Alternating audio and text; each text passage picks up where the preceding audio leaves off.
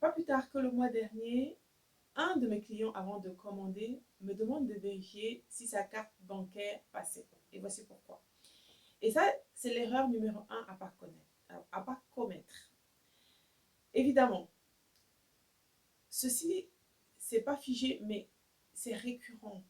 Et beaucoup de personnes pataugent, beaucoup de personnes se battent au quotidien avec, avec cet aspect de leur vie, avec la gestion de leur budget, avec la gestion de leurs finances, et avec une foncée de penser et de voir qui n'est pas toujours conscient, mais qui peut causer beaucoup, beaucoup de dégâts à long terme. Et j'ai envie même de dire qu'il peut être transmissible à vos enfants. Donc, voici donc, voici donc l'erreur numéro un que la plupart des personnes font.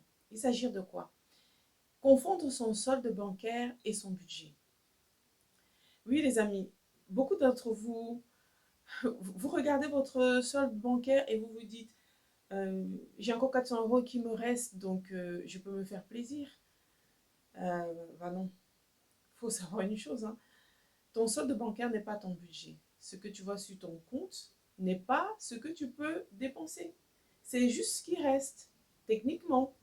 Et je dis bien techniquement, parce qu'il faut savoir que vous avez des débits immédiats et des débits différés selon votre compte et le type de compte bancaire que vous avez, selon le contrat que vous avez souscrit.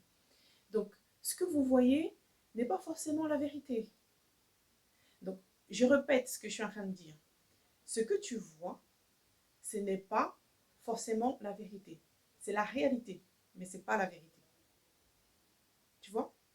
Ce qui apparaît sur ton compte, là, maintenant, à l'instant T, et comme je le disais plus haut, si tu as un débit différé ou immédiat, ça peut varier. Donc, ce que tu vois là, à ce moment-là, ce n'est pas la vérité. Donc, un bon budget, c'est prévoir et pas subir.